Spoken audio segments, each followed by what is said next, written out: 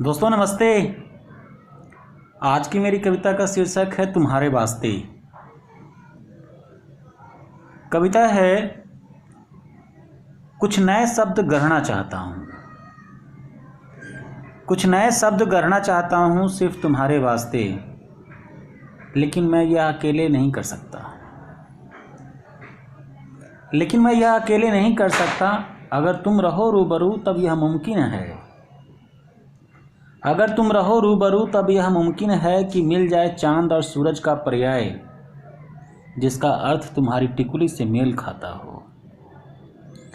अगर तुम रहो रूबरू तब यह मुमकिन है कि मिल जाए चांद और सूरज का पर्याय, जिसका अर्थ तुम्हारी टिकुली से मेल खाता हो, और तुम्हारे महावर का रंग भोर के टहटह लाल सूरज के मुकाबिल हो।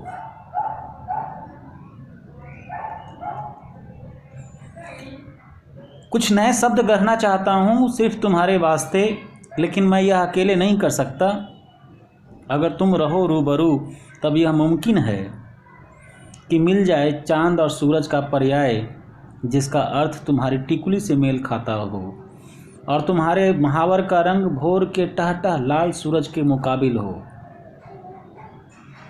लेकिन मैं अकेले नहीं बदल सकता, फिर चाहे सूरज की परिभाषा हो या धरती की लट्टू की तरह घूमने की रीति।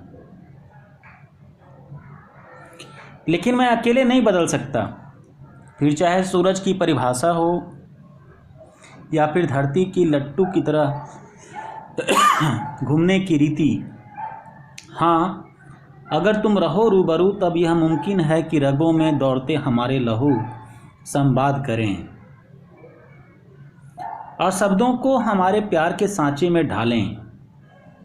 हाँ, अगर तुम रहो रूबरू तब यह मुमकिन है कि रगों में दौड़ते हमारे लहू संवाद करें और शब्दों को हमारे प्यार के सांचे में ढालें।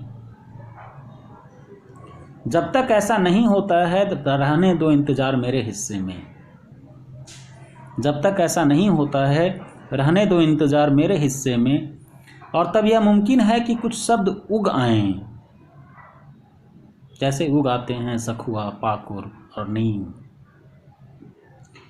जब तक ऐसा नहीं होता है रहने दो इंतज़ार मेरे हिस्से में, और तब यह मुमकिन है कि कुछ शब्द उग आएं, जैसे उग आते हैं सखुआ, पाकुर और नीम। बहुत बहुत शुक्रिया दोस्तों, धन्यवाद।